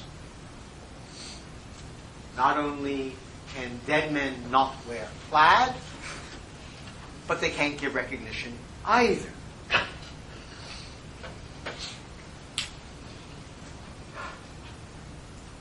So, I want to suggest two things that Hegel is pushing on us here. both the necessity of the struggle, the battle for life and death, and its necessary failure. It cannot end in success. It is a bad strategy for attaining the very thing it wants. Now, the battle, therefore, can only end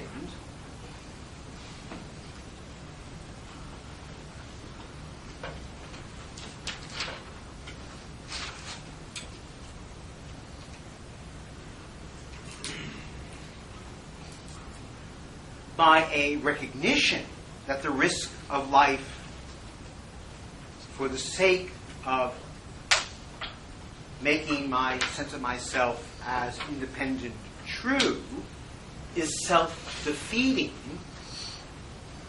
because you cannot have self-consciousness without life. Self-consciousness depends on life. So the very thing that is abstracted from, I must risk my life in order to demonstrate my self-consciousness, is the first thing it must reverse itself on, literally. It must say, nope, life is necessary for self-consciousness.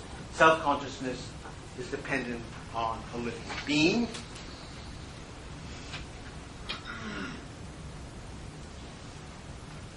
Hence, the thought, secondly, that a combat victory may be slaying the other itself does not give me what I want.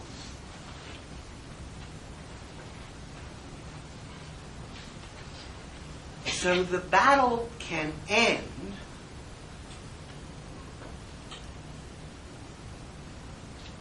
only if both the future master and the future slave recognize both of these theses.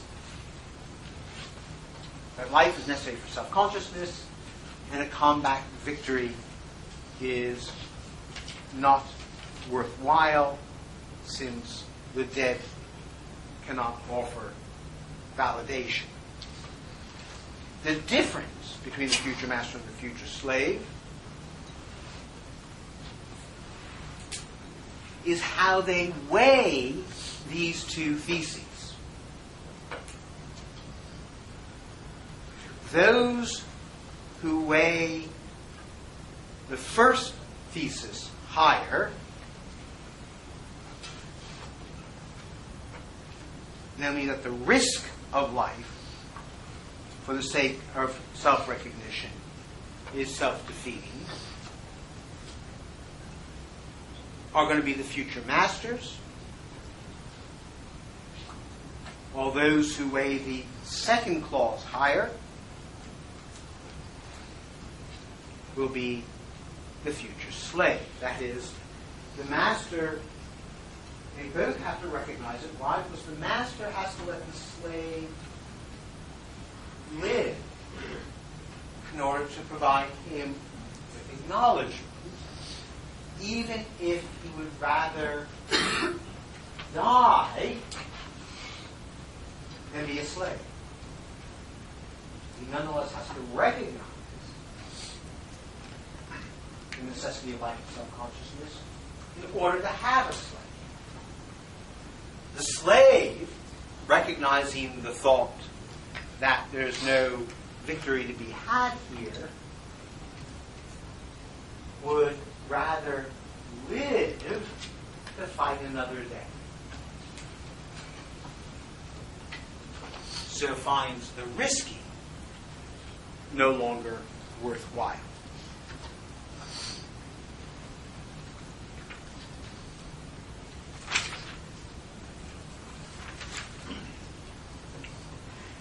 Okay, so that gives us the structure of master and slave. And what Hegel now does is give an analysis of each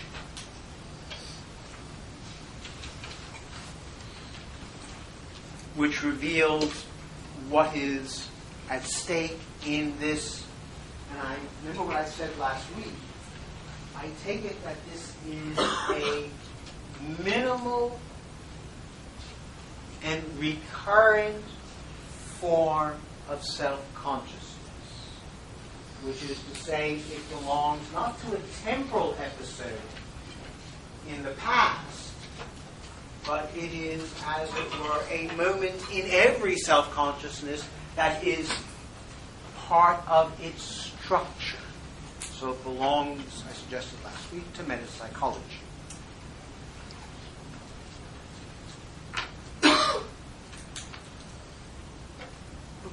Who is the master?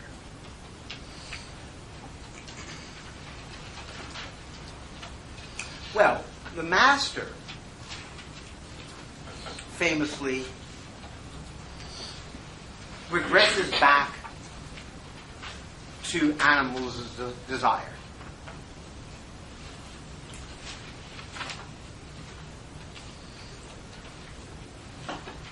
The master treats the slave consciously only as a means, as an instrument to satisfy his desires. And I say consciously treats it. Part of the difficulty in thinking about the master-slave relationship is that it is both conscious and unconscious or pre-conscious structures. So I'm suggesting that consciously the master thinks of the slave as mere instrument for satisfying his desires.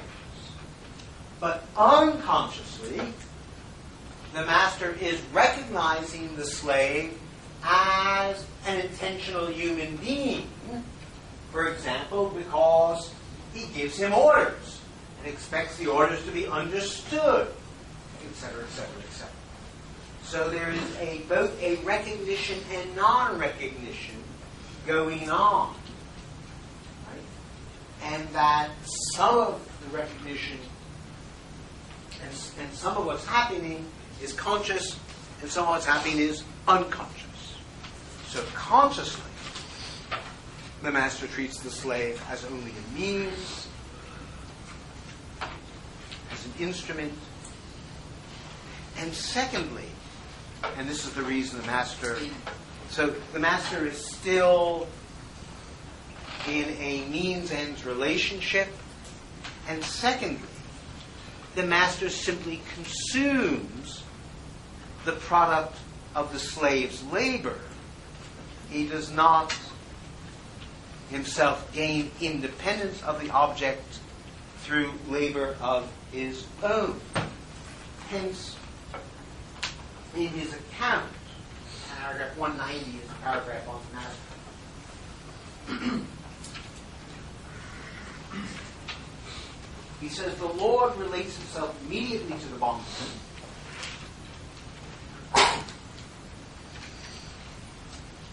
through the being that is independent. For it is just this which holds the bondsman in bondage. It is his chain from which he could not break free.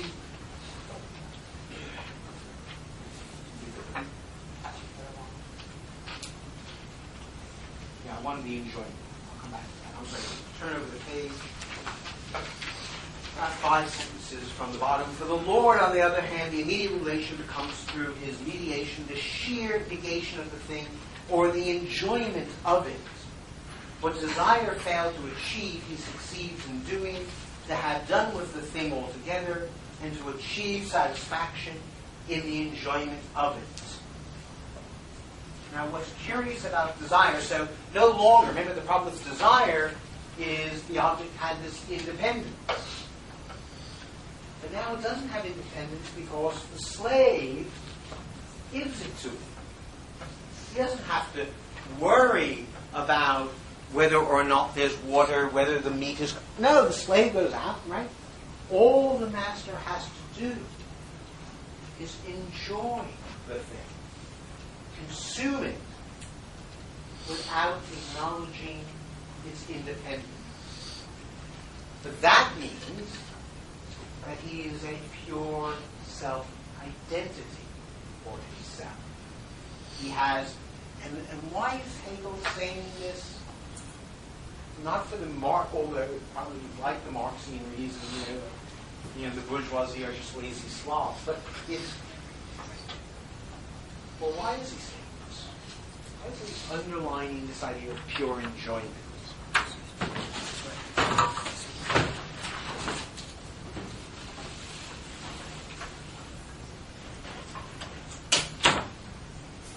What's the obvious thing to say about how to There's no action being done. And not only is there no action being done, but there's no reason to act. So this is a static position. Right? This is a position that's going nowhere. It is non-dynamic. It has no developmental potential in it. He is just identity for himself, and all he wants is to stay in that identity, which is why masters are so tyrannical. Secondly, of course, the master is getting his status of mastery from the slave. So he is a master only because he is recognized by the slave as a master, and hence being a master is totally dependent on the other that he does not recognize. So he is recognized by a being that he does not recognize, and therefore he negates the conditions of his own recognition, which is why, so there is something, brutal here. He has nothing but disdain for the very being who gives him his status as master.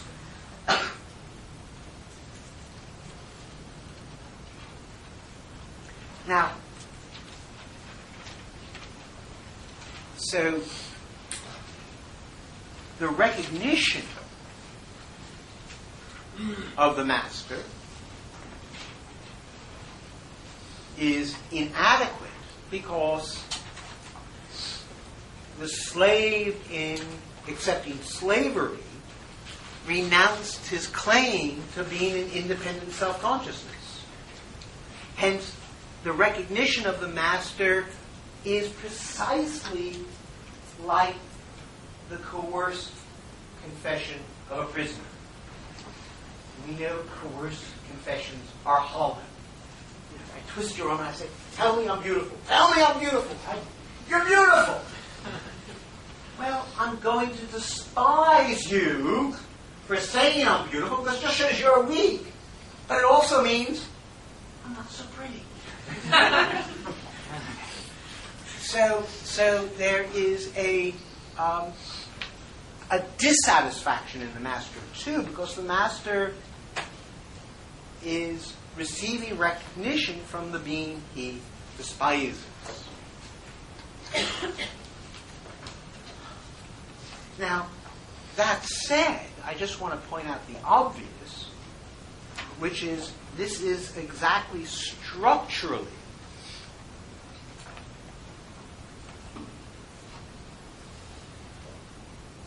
the master-slave relation is exactly structurally what I said that a structure of recognition would be like. Right? So from one point of view, the master and slave look like one dynamic organism, right?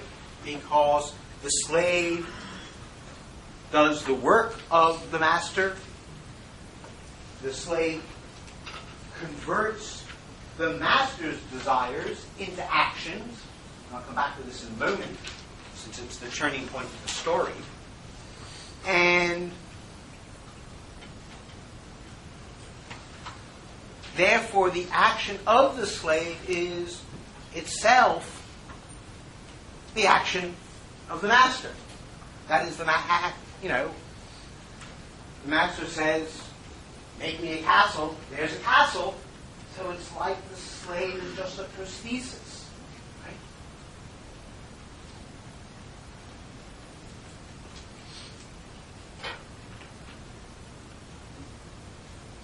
Hence, Hegel says, for what the bondsman does is really the action of the Lord. The slave does is really the action of another. Secondly, therefore, at one level, the institution has to be thought of holistically, because the roles, master and slave, mutually presuppose one another. Right? To be a master means to have a slave, and to be a slave is constituted by the other being the master. Hence, the holistic side. However, from the other point of view,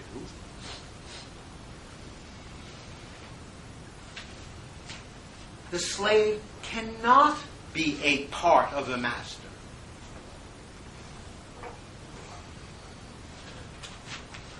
Nor is there any super-individual perspective of which the two are mere parts. Rather, the two of them,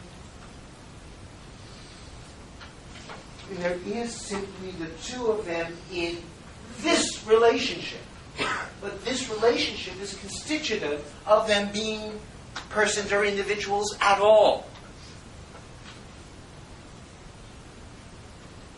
So there is no single consciousness or point of view which they share.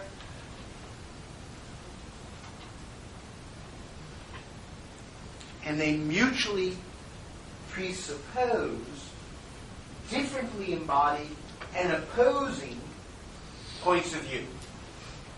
So, as it were, the structure makes explicit the idea of opposing consciousnesses that exist within a unified structure that is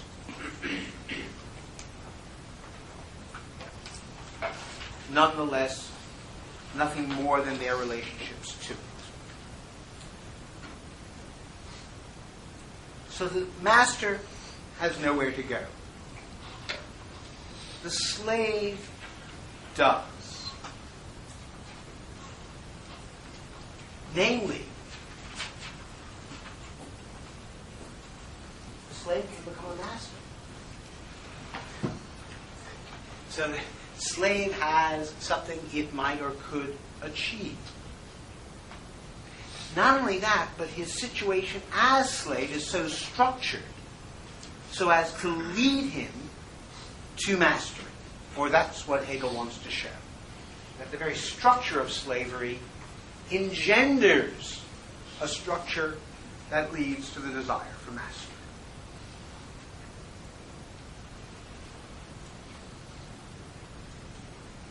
So to say that he desires mastery is to say that he desires the value represented by the master, namely some notion of independence. Well, how is this going to get going?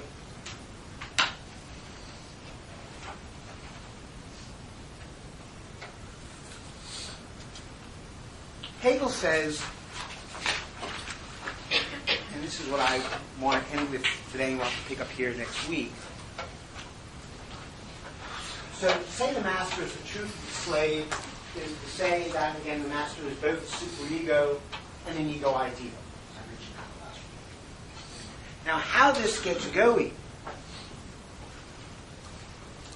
is through the role of death. And it's the role of death that sets the relationship or makes it dynamic.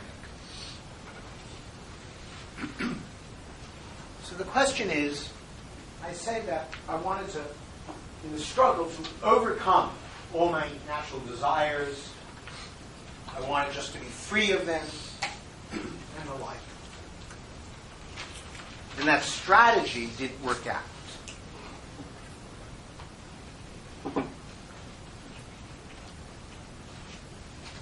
Paragraph 194.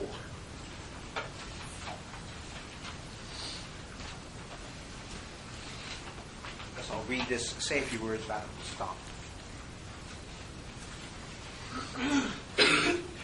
This is Hegel's account of the fear of death. And it's the fear of death that is structuring the life of the slave. And that's what the master is. The master is nothing but a memento mori. For this consciousness, the slave has been fearful not of this or that particular thing, or just at odd moments, but its whole being has been seized with dread, angst. That's why the slave submitted. In that experience, it has been quite unmanned, has trembled in every fiber of its being, and everything solid and stable has been shaken to its foundation. But this pure, universal movement, the absolute melting away of everything stable, is the simple, essential nature of self-consciousness. Absolute negativity, pure being for self, which consequently is implicit in this consciousness. This moment of pure being for self is also explicit for the bondsman, for in the Lord it exists for him as his object.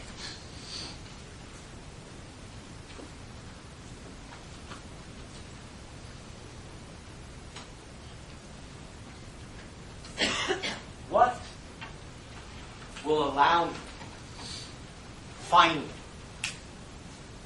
to overcome my desires, to give them up, to surrender my desires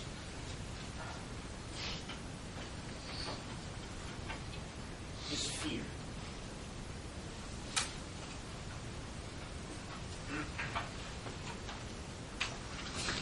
And the point about fear is that it is a mechanism of detachment from the given. You think you love your children more than anything else. Choose which one will die, or they both die. All you do is introduce death, and anything that looks solid, looks stable, looks like it's simply a given, becomes surrendered. So the slave is someone who will surrender all his or her given desires, needs, anything, just so long as he or she can stay alive. So the fear of death is the denaturalization of the self. The fear of death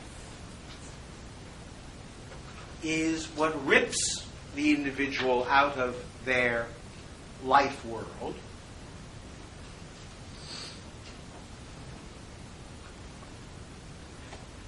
and it is what sets up the idea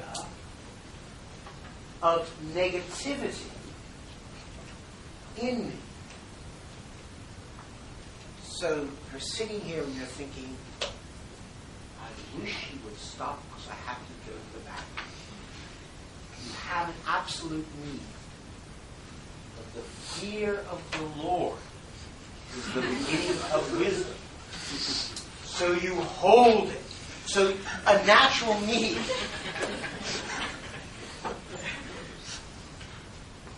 So the thought here is you don't know what your desires are. You don't own any of your desires. You don't know what ownness of desires are. You act on the desire of the Lord. So the negativity, he says, is implicit for the slave. It's implicit because the slave is giving up these things, right? So slowly, but he says it's explicit in the object. Why? Because the master is death. That's what the master means to me. The threat of death. I do the wrong act, I die. That's what it is to be in a master-slave relationship. And hence I have no life that is my own. Hence I have no ownness. So the very notions of mine and own have been lost. But they were anyway just natural mine and own. So we've lost my natural mine and own, and only on the condition of losing my natural mine and own will eventually another mine, a real mine, arise. But first I have to give it up.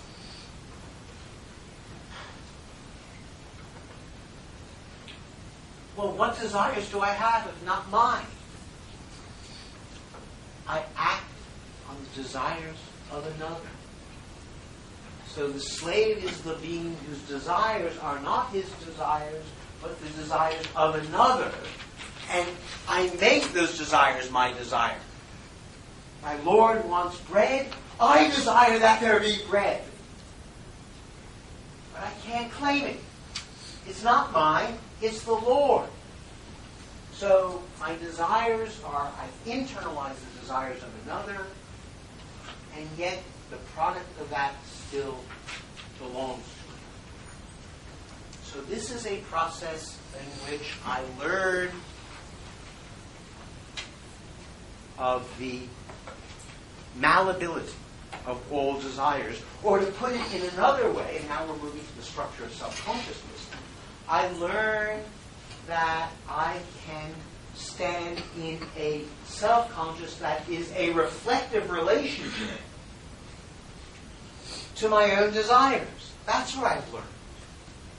I've learned that I can evaluate my desires, consider them, and think which ones should I act on and which not. If I diss the guy like this, what will... So I begin to understand that desires are not self-measuring. To have a desire is not to mean it should be satisfied. It means it's something that should be reflectively deliberated on and maybe repressed, denied altogether, or maybe I think I can shut it. The whole point is I now am in a reflective relationship to myself. Every desire I have now is a question. But the reflective relationship to myself is not a self-relation. It's my relation to the other. That is, my self-relation is that mediated relation to the other, demanded by the other being the origins of desire. Okay, late. We ought to stop there. I'll pick up with this thought. We will finish master slaving next time. I'll talk about, as I said, the Thai Derrida, and we'll start those.